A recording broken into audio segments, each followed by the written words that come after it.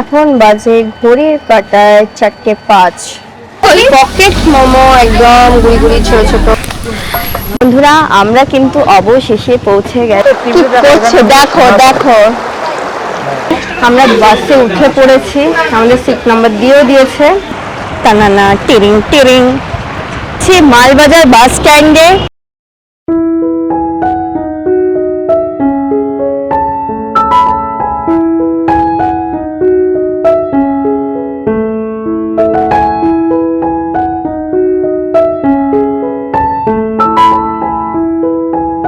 যে বন্ধুরা আমরা বেরিয়ে পড়েছি। হ্যাঁ, আজকে ডুয়ার্সে আমাদের ফার্স্ট দিন। এখন বাজে দুপুর 3:30। আমরা এখন কোথায় যাচ্ছি দেখতে হলে নজর রাখতে হবে। তো চলো এগোনো যাক। কি হয়েছে?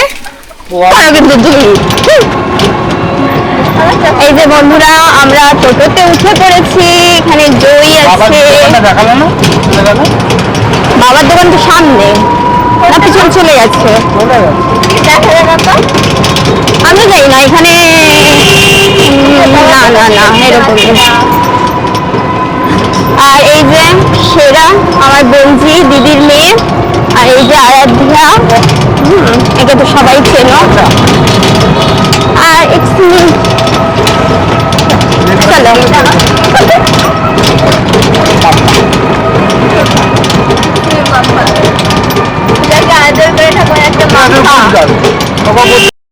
মালবাজার বাস স্ট্যান্ডে পিছনে রয়েছে বাস স্ট্যান্ড।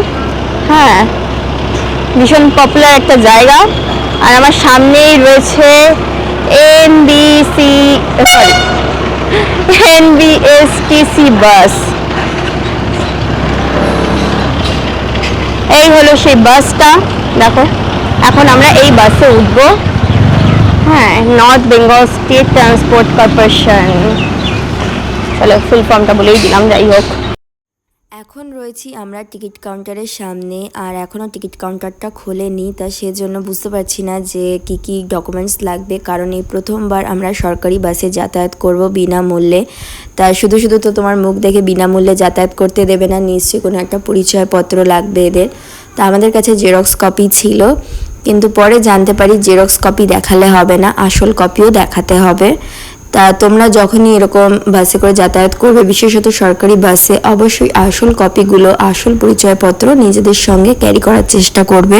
তা আমাদের এখানে কিছুই করতে হয়নি, জাস্ট ওরা শুধু বলে দিল যে এই এত নাম্বার সিটগুলোতে গিয়ে বসে পড়ো, যখন বাস কন্ডাক্টর আসবেন তখন উনি টিকিটটা কেটে নেবে।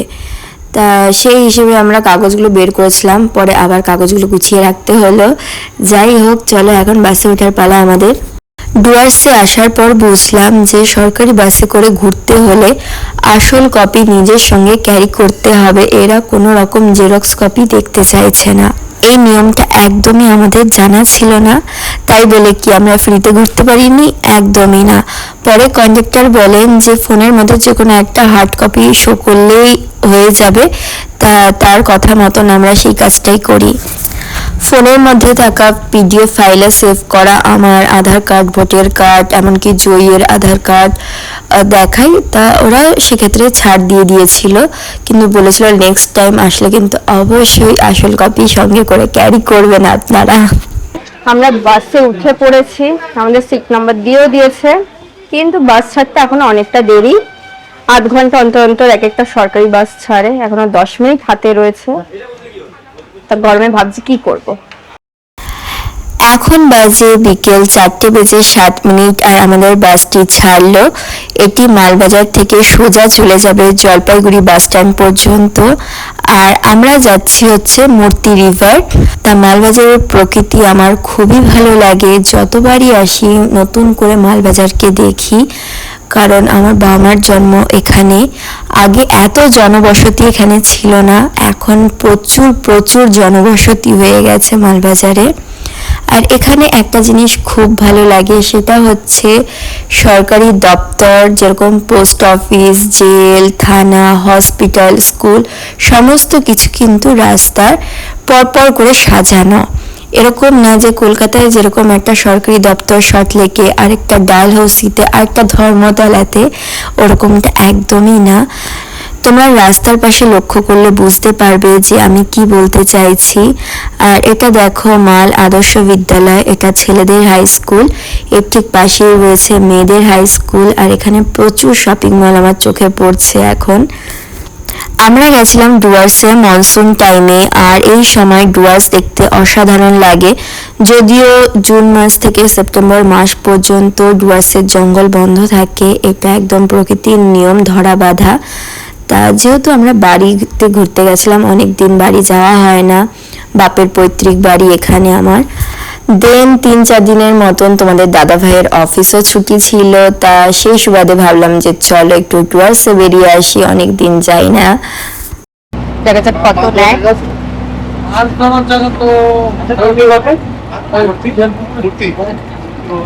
বাটাবাড়ি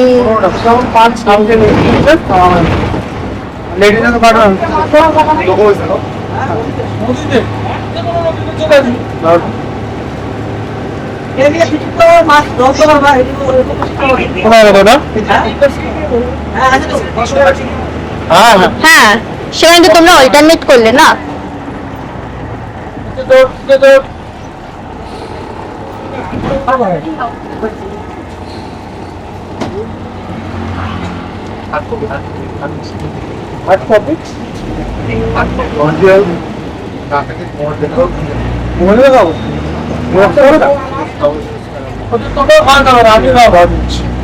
তাহলে একটু সময় লাগবে, ফোন দিয়ে বের করি আমরা। ফার্স্ট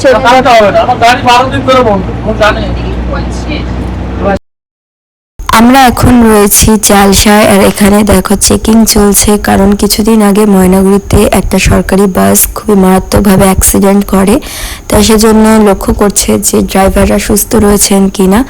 যদি কোনো নেশাগ্রস্ত হয়ে থাকে তাহলে সাথে সাথে অ্যারেস্ট করবে এরা। চালসা থেকে যত আমরা ভাতাবাড়ি মোড় পর্যন্ত যাচ্ছি, রাস্তার দুপাশের দৃশ্য দেখতে এত সুন্দর, কি বলবো। এখন আমরা রয়েছি ফরেস্টের মধ্যে, আর আগে তো প্রচুর জঙ্গল ছিল, এখন তার এক কানাকড়িও জঙ্গল দেখা যায় না এখানে, কিন্তু এখানে এখনো হাতির উপদ্রব রয়েছে। তা এই জঙ্গলের সুন্দর দৃশ্যগুলো তোমাদের সাথে শেয়ার করছি। ভালো লাগলে অবশ্যই একটা লাইক করো আর কমেন্টে জানিও। পরে কোনো এক সময় যখন আমরা ময়নাগুড়ির উদ্দেশ্যে রওনা দেব, তখন তোমাদের দেখাবো যে গরুমারা অভয়ারণ্য ফরেস্টটা কিরকম, কারণ একদম জঙ্গলের মাঝখান থেকে এই রাস্তাটা সোজা চলে যায় জলপাইগুড়ি।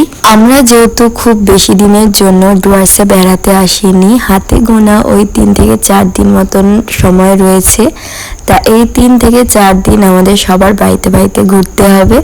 এখন আমরা রয়েছি এক দিদির বাড়িতে, আর হয়তো সোমবার আমাদের ময়নাগুড়ি যাওয়ার কথা রয়েছে, ময়নাগুড়িতে আমার মাসি বাড়ি রয়েছে। তারপর মঙ্গলবার হয়তো আমরা কলকাতার উদ্দেশ্যে ব্যাক করব।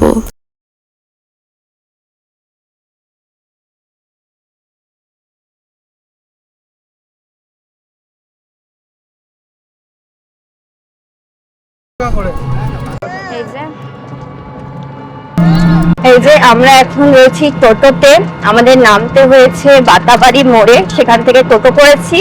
মাথা পিছু 30 টাকা করে চাইছে, দেখা যাক এখন কত নেয়। হ্যাঁ, একটু দাম দর করতে হবে। এখান থেকে দেখি কতটা সময় লাগে মূর্তি পর্যন্ত যেতে। আর দুই ধারে প্রকৃতি তো বেশ সুন্দর। এই যে আর একটা স্প্রাইট খেতে খেতে যাচ্ছে। স্পট আছে যেখানে গরু হাতি দেখা যায়, রাজবাড়ি। ওটা কত দূর? 60 7 যাবেন নাকি? না অসুবিধা হয়নি, হাতি পাবো আমি। এখানে পুলিশ সারা পাড়ার প্রতিবেশী লোক একদম রাস্তায় জড়ো হয়েছে, জানি না কি হয়েছে। মন্দিরের মধ্যে পুজো করেছে, কিছুটা হয়েছে। এখানে মন্দির বানিয়েছে, মন্দিরে পুজো করেছে।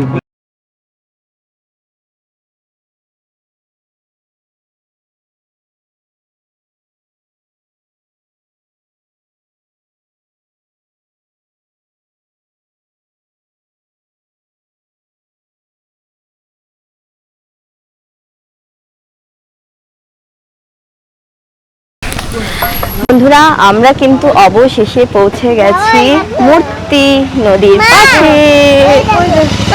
হ্যাঁ মা, এটা কি হর্স? সামনে দেখো বড় করে লেখা রয়েছে আই লাভ মূর্তি, আর এটি হলো মূর্তি রিভার, ডুয়ার্সের একটি অন্যতম পর্যটন কেন্দ্র, ভীষণ একটা জনপ্রিয় পর্যটন কেন্দ্র। আর এর চারিপাশে কিন্তু প্রচুর রিসর্ট রয়েছে থাকার জন্য। দেখো মূর্তি নদী। হ্যাঁ ভেঙে যাবে মা, পরে আমাদের সরকারি সম্পত্তি ক্ষতি করার এই যে জন্য আমরা এখানে, চলো পার হই। ওই যে তোমার মেয়েটাকে নাও। বেশ ভালো লাগছে ওয়েদারটা, একদম ফুরফুরে হাওয়া দিচ্ছে, মনে হচ্ছে বৃষ্টি নামবে, কিন্তু ছাতা তো এনেছি একটা, দেখা যাক কি হয়। হ্যাঁ দেখো ওয়েদারটা দেখো জাস্ট বন্ধুরা। চান করছি আমরা এখানে জুতো খুলে দিয়েছি। হ্যাঁ আর পিছনেই দেখো মূর্তি নদী, দেখিছো ওই? আমি তো ওইটা বানাবোই। আমি নামবো। সেরা কই সেরা? নামো। আর এই যে এই জয় একা একা জলে না, বারণ না তো।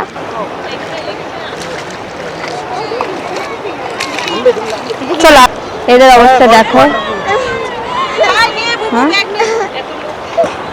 আর এই ভিতর অন্তরের অবস্থা দেখো, বলছি নামতে নামবে না ও জলে, নিজেও নামবে না, আমাদেরকেও নামতে দেবে না। হ্যাঁ মনে হচ্ছে বৃষ্টিটা আস্তে আস্তে করছে, বেশ ভালোই লাগছে এই জায়গাটা। এই পাশ দিয়েও জল আসছে, ওই দিক দিয়েও জল আসছে, মিডিল দিয়েও সরু নর্দমার মতন জল আসছে। বল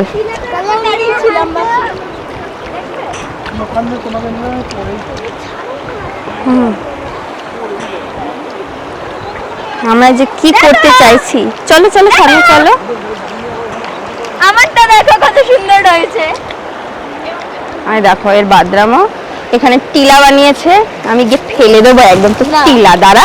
না আমার ওই দেখ একটা সাপ, ওই যে তোর পায়ের ধারে সাপ, ওই দেখ ওই দেখ ওই দেখ জলের মধ্যে সাপ। বন্ধু সেরার কেমন লাগছে? খুব ভালো।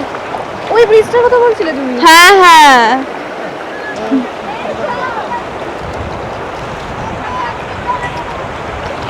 চলো আস্তে আস্তে সামনে যাই।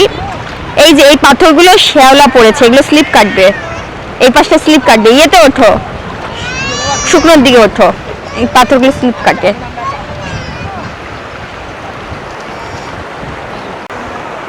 বেশ টিয়া পাখির আওয়াজ শোনা যাচ্ছে। হ্যাঁ যেহেতু মূর্তি রিভারটা হচ্ছে ফরেস্টের মধ্য দিয়ে যায়, তো আশপাশে একটু ফরেস্টের এরিয়া, খুব একটা জনবসতি এখানে নেই, বলতে পারো একদম জনবিরল এলাকা যেটাকে বলে থাকি আমরা। বেশ হাওয়াও দিচ্ছে একদম ফুরফুরে। ওরে মা গো মা, খালি পাই তো, ওর জন্য একটু হাঁটতে অসুবিধা হচ্ছে আমার। চলো টিরিং টিরিং টানা টিরিং টিরিং, মাগো মা মাগো মা মাগো মা।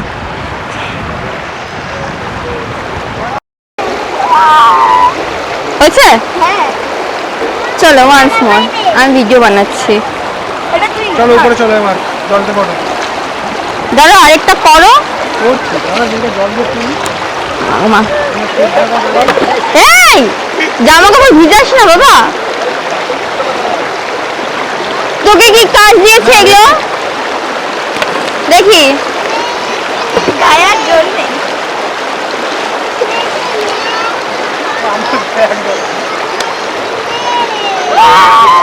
বাহ আগেরটা তিনবার হয়েছে। আমার ঘড়িটা যাবে। এই যে আমরা এখানে এসে বসে রয়েছি, এটা দিয়ে করো তো। সবাই পরপর লাইন বাই লাইন বসেছে নদীর পাড়ে। কিভাবে করো ওটাকে?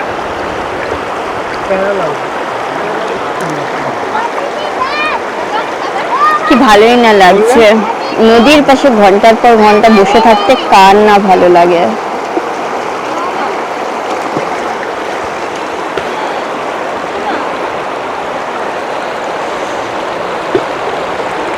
Under water biryani. এই দুটোর অবস্থা দেখো। জল পেয়ে কি করছে দেখো দেখো, আগে পাওয়া যেত এখন না। হ্যাঁ, আরাধ্যা নাকি জলকে ভয় পায়, ও এইভাবে জলকে ভয় পায়। দেখো দেখো দেখো, দেখতে পাচ্ছ ওর অবস্থা?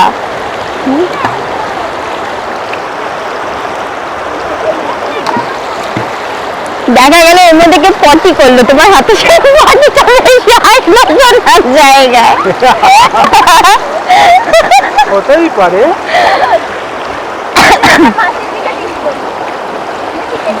চিকেন নিয়ে নাও। কটা? চারটে? ভেজ, একটা ভেজ, দুটো চিকেন। এই যে আমরা এখন মোমো খাবো। একটা বাড়ি বাড়ি কিনে দেবে তো, আমরা বাড়ি গিয়ে বানাবো। এই যে আমাদের মোমো চলে এসেছে, গরম গরম আছে। পকেট মোমো, একদম গুড়ি গুড়ি ছোট ছোট, এত পিচ্ছি পিচ্ছি মোমো। কেউ দেখতে দেখো, বাপরে বাপ, গরম আছে ভালো। বন্ধুরা এই দেখো বন্ধুরা, আকাশের অবস্থা।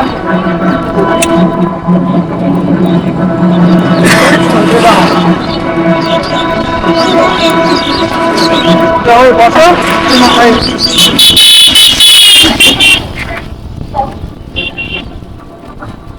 করিস না বাবা, পানি আটায় না।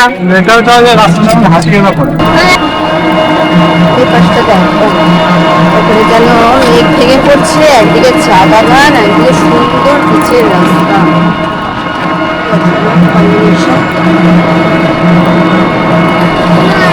হাওয়া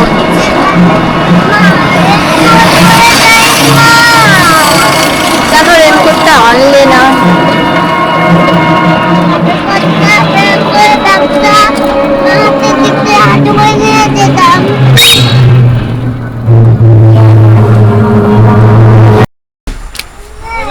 মাথা ও মাথা, কোনো দিকে বাস নেই। বাস স্ট্যান্ডে এসে আমরা দাঁড়িয়ে রয়েছি। এখন বাজে 6:30। ফোন করে ফোন করিয়ে বাসের দেখা নেই, দেখা যাক কখন বাসটা আসে আমাদের।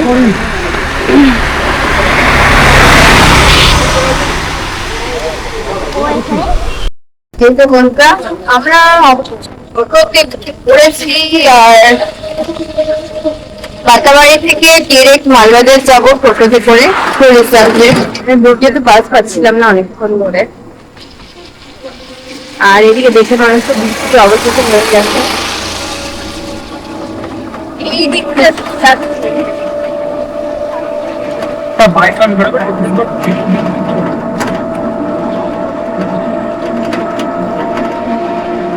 ছিচি পোকা ডাকছে, জঙ্গলে ঢুকলেই একটা ছিচি পোকা ডাক পাওয়া যায়। জঙ্গলের মধ্যে সাফারি করতে যাবে না গাড়ি নিয়ে। এই দেখো আমাদের টোটো ট্রেনে পরিণত হয়েছে। না না, আমার গরম লাগবে, দাঁড়া যদি জল লাগে আমি নামিয়ে দেবো। সেজন্য বন্ধুরা এখন আমরা টোটোতে করে বাড়ি ফিরছি, আর দেখো যাওয়ার পথে কিন্তু মুষলধারে বৃষ্টি নেমেছে। এখন আমরা ফরেস্টের মাঝখানেই রয়েছি, আর তোমরা হয়তো লক্ষ্য করেছো যে সেরকম একটা বাস না আসছে না ওইদিকে যাচ্ছে। তা আমাদের জানা ছিল না বাসের টাইমিংটা, এই জিনিসটা একটা ভুল হয়েছিল। ভেবেছিলাম কলকাতার মতন বুঝি রাত্রি 10টা পর্যন্ত বাস অ্যাভেলেবেল পেয়ে যাব, কিন্তু তা না। তোমরাও যখনই বাসে ঘুরতে আসবে, যদি আমাদের মতন বাসে করে ঘুরে থাকো, তাহলে বলবো অবশ্যই বাসের টাইমিংটা একবার ভালো করে জেনে নেবে। তা চলো আজকে ব্লগটা এখানেই শেষ করছি, দেখা হচ্ছে খুব শীঘ্রই। সবাই ভালো থাকবেন, সুস্থ থাকবেন।